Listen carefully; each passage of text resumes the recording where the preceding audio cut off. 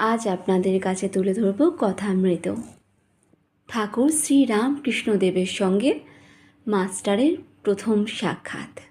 বিষয় কর্মত্যাগ কখন।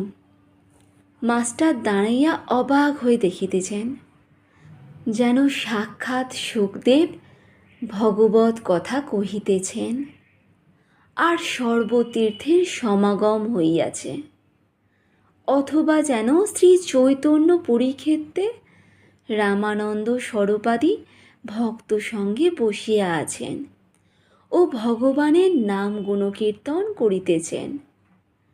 ঠাকুর বলিতেছেন, যখন একবার হরি বা একবার রাম নাম করলে রোমাঞ্চ হয়, অশ্রুপাত হয়, তখন নিশ্চয়ই যেন যে সন্ধ্যাদি কর্ম আর করতে হবে না। তখন কর্মত্যাগের অধিকার হয়েছে, কর্ম আপনা আপনি ত্যাগ হয়ে যাচ্ছে। তখন কেবল রাম নাম, কি হরিনাম, কি শুদ্ধ ওঙ্কার জপলেই হলো। আবার বলিলেন, সন্ধ্যা গায়ত্রীর লয় হয়, গায়ত্রী আবার ওঙ্কারে লয় হয়। ঠাকুর শ্রী রামকৃষ্ণদেব বলছেন ভক্তির উপায়।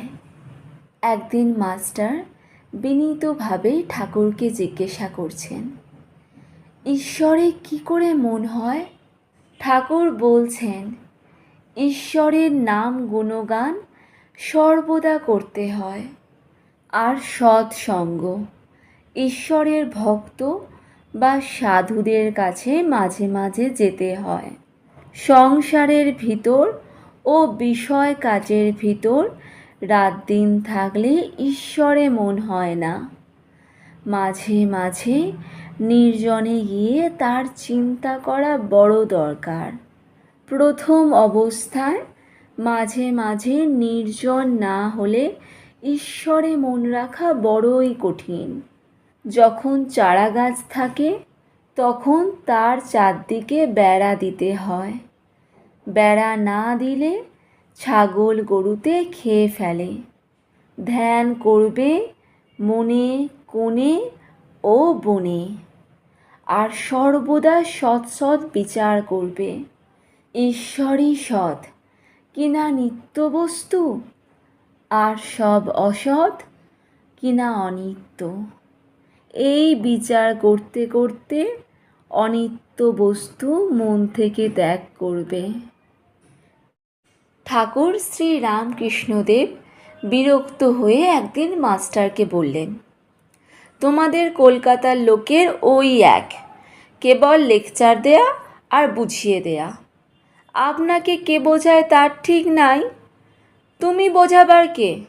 যার জগৎ তিনিই বুঝাবেন। যিনি এ জগৎ করেছেন, চন্দ্র সূর্য ঋতু মানুষ জীব জন্তু করেছেন। জীব জন্তুদের খাবার উপায় পালন করবার জন্য মা বাপ করেছেন, মা বাপের স্নেহ করেছেন, তিনিই বুঝাবেন। তিনি এত উপায় করেছেন আর এ উপায় করবেন না? যদি বুঝবার দরকার হয় তিনিই বুঝাবেন। তিনি তো অন্তর্যামী। যদি ওই মাটির প্রতিমা পুজো করাতে কিছু ভুল হয়ে থাকে, তিনি কি জানেন না তাকেই ডাকা হচ্ছে? তিনি ওই পূজাতেই সন্তুষ্ট হন। ওর জন্য তোমার মাথা ব্যথা কেন? তুমি নিজের যাতে জ্ঞান হয়, ভক্তি হয়, তার চেষ্টা করো। এইবার মাস্টারের অহংকার বোধ হয় একেবারে চূর্ণ হইল। তিনি ভাবিতে লাগিলেন, ইনি যা বলছেন তা তো ঠিকই, আমার বুঝাতে যাবার কি দরকার? আমি কি ঈশ্বরকে জেনেছি, না আমার তাঁর ওপর ভক্তি হয়েছে? আপনি সুতে স্থান পান না, আবার শঙ্করকে ডাকে। জানি না শুনি না পরকে বোঝাতে যাওয়া বড়ই লজ্জার কথা ও হীন বুদ্ধির কাজ। এ কি অঙ্কশাস্ত্র, না ইতিহাস, না সাহিত্য যে পরকে বোঝাবো? এ যে ঈশ্বর তত্ত্ব। ইনি যা বলছেন মনে বেশ লেগেছে। ঠাকুরের সহিত তাহার এই প্রথম ও শেষ তর্ক। ঠাকুর মাস্টারকে বলছেন, তুমি মাটির প্রতিমা পূজা বলছিলে, যদি মাটিরই হয় সে পূজাতে প্রয়োজন আছে।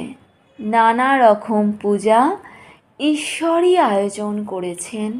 যার জগৎ তিনি এইসব করছেন।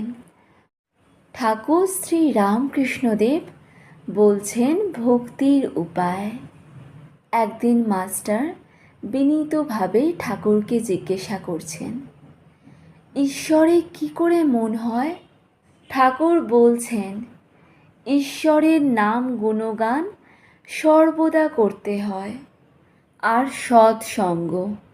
ঈশ্বরের ভক্ত বা সাধুদের কাছে মাঝে মাঝে যেতে হয়। সংসারের ভিতর ও বিষয় কাজের ভিতর রাত দিন থাকলে ঈশ্বরে মন হয় না। মাঝে মাঝে নির্জনে গিয়ে তার চিন্তা করা বড় দরকার। প্রথম অবস্থায় মাঝে মাঝে নির্জন না হলে ঈশ্বরে মন রাখা বড়ই কঠিন। যখন চারা গাছ থাকে তখন তার চারদিকে বেড়া দিতে হয়। বেড়া না দিলে ছাগল গরুতে খেয়ে ফেলে। ধ্যান করবে মনে কোণে ও বনে, আর সর্বদা সৎ সৎ বিচার করবে। ঈশ্বরই সৎ কিনা নিত্য বস্তু, আর সব অসৎ কিনা অনিত্য। এই বিচার করতে করতে অনিত্য বস্তু মন থেকে ত্যাগ করবে।